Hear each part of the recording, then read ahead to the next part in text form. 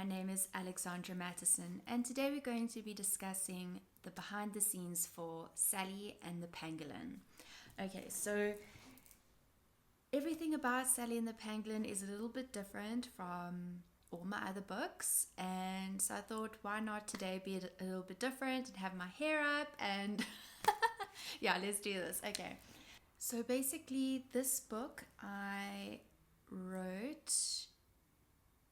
It was the fifth book, okay, but I did illustrate it before Ali and the Rhino and Russell and the Whale, and yeah, this book was quite different because I wrote it from the perspective of the pangolin and not from the perspective of the child. For example, Sally. I didn't write it from Sally's perspective. It was specifically from the pangolin. So so it makes it very different from all my other books. And there wasn't a specific reason why I did it. It's just how the story kind of came through and evolved. So yeah, and another big thing that was different, I had not seen a pangolin before. With my own eyes right there. I've seen a pangolin on social media and on the internet, but I'd never seen one in real life before I wrote and illustrated this book. So, yeah, and then when I was chatting to my friends and I was told that I should go to Pindar, and I was like, okay, let's see, I'll decide what I want to do. And eventually I was like, I wanted to volunteer again because I didn't volunteer during 2021. And I just thought, yeah, let's see what I can do, because then I found out that they had a volunteering program at Pindar. So I looked into it, and the next thing I had booked my trip for May. So if you've been following me, you'd have seen quite a few posts actually of my time there. And while I've been basically discussing pangolins and selling the pangolin on Instagram, I've obviously been sharing a lot of posts and photographs and stuff that I took while I was there.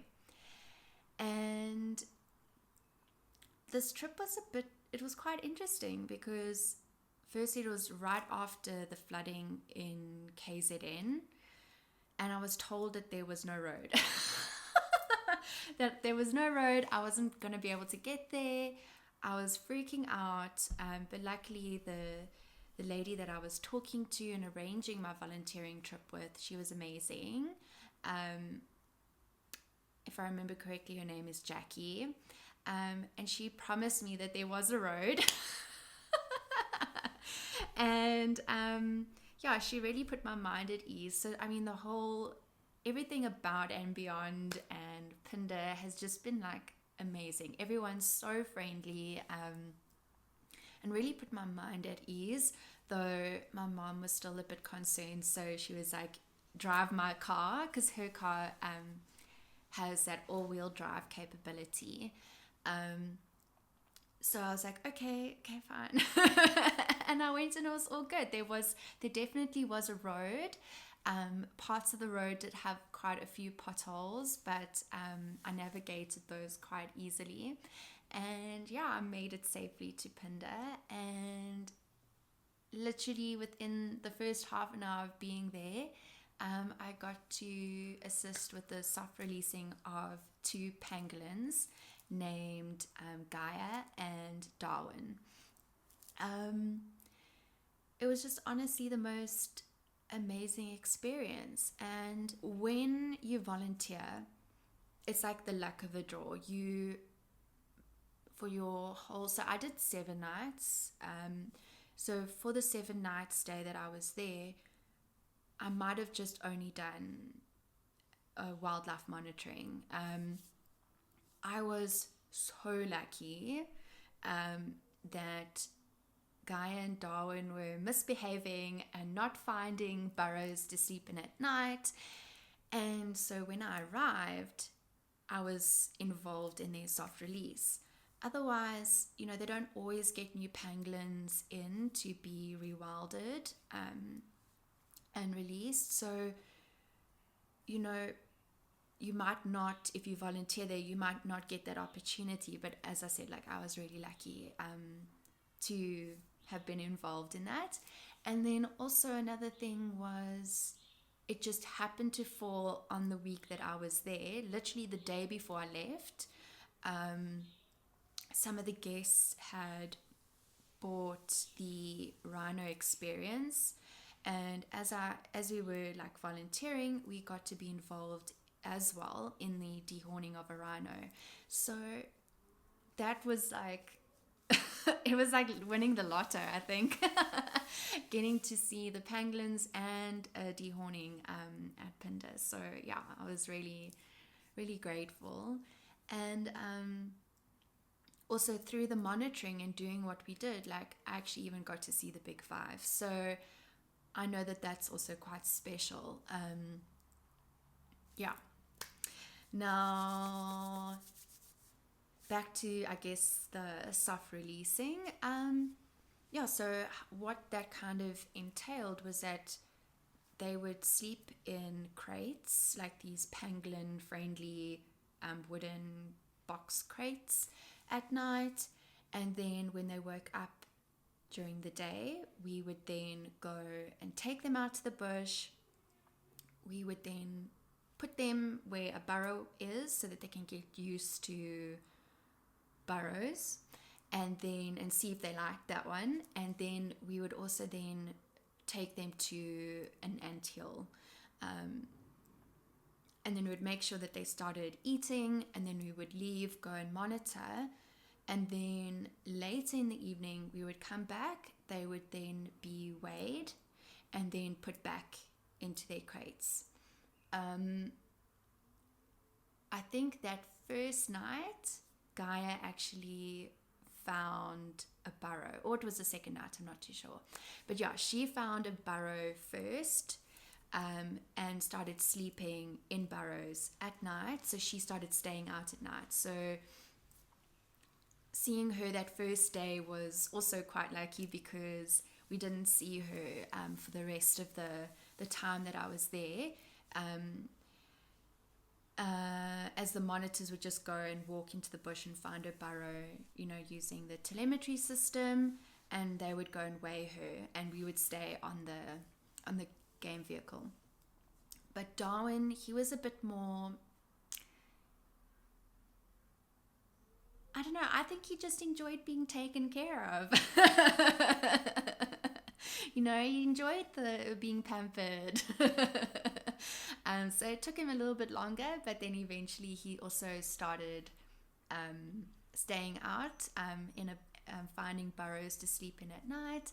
So yeah, by the time I left, he was more independent. So that was very good, and yeah, good of him. These pangolins being released at Phinda were rescued from the illegal wildlife trade by the African Pangolin Working Group. So that is the cause that I support through this book, where 20% of the proceeds go to them, gets donated to them. And they're involved with the police in South Africa, and they do like sting operations to rescue the pangolins, and then to charge and arrest the poachers, and which we always like hope that it results in some jail time, and at the end of the day, we hope that it kind of stops the poaching of these amazing creatures. They are the most poached and trafficked mammal on the planet today. And I was releasing or discussing some stats and stuff, and it's quite alarming. We honestly don't know how many are left in the wild, because it's quite rare to see them. Like I said, I've never seen a pangolin in the wild before. It's not that I go into parks and game reserves often, but I've gone more than the average person in South Africa, and we've never seen one. Then again, I mean, they're so camouflaged. it could have been right next to the car and I probably would not have seen it unless we were sitting there with the windows down and just listening to nature, because honestly, they're really loud. When they're like crashing through the bush. They're very determined. I quite like that about them. Nothing will stop them from getting their ants and termites and bugs and whatever they want to eat. When they're on a mission, they go for it. So that's quite cool. Yeah, so the African Pangolin Working Group they also work with the Johannesburg Wildlife Veterinary Hospital. So when they've been rescued, they then go into the rehabilitation phase of their journey back into the wild. And if you've been listening to the podcasts that I posted on my stories, definitely go check those out. They're in the conservation highlight if you want to get those links again. Definitely listen to those podcasts. They talk about how compromised they are, how they can get diseases from us and not just the other way around. And it's just their healing journey takes quite a long time, and some come in with injuries, not just like other health issues like pneumonia or I don't know what other sort of, but I mean, they discuss it in the podcast. Definitely go check it out. Pangolins were locally extinct in KwaZulu-Natal, and it's just amazing how, Phinda was the first reserve to actually partner with African Pangolin Working Group, and I'm guessing Johannesburg Wildlife Veterinary Hospital, to do the release phase and the rewilding of the pangolins. So I just think it's amazing that so many and all the pangolins in Phinda right now have been saved from the illegal wildlife trade, and now they're living their best lives at Phinda, back in the wild. It's really, really, really cool. So definitely go check out those podcasts and get some more behind the scenes of what actually goes into the rescue, rehabilitation, and release. And then you also get to know the people involved. Yeah. Okay. So I started drawing these drawings in February of 2021. So this is my original sketch. So I did go through these in my videos that I did last year, or the video I did last year for Sally and the Pangolin. But yeah, so you can see the original. And I drew hairs because I thought they were hairy, but they're not actually quite hairy on their bodies, like on their bellies. But I did see recently that Nikki posted a pangolin that had like hair on its face. So I wasn't too far off. It took me quite a long time, like a good couple of days, to come up with these original designs of the pangolin, just because of the scales and how I wanted to draw it. Like, I didn't know how I wanted to go about this, and when you got knocked over.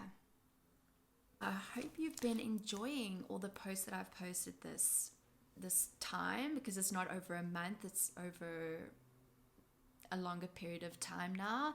So I really hope that you've enjoyed it, and the stories I've posted, and the people that I'm introducing you to, if I could, in the stories.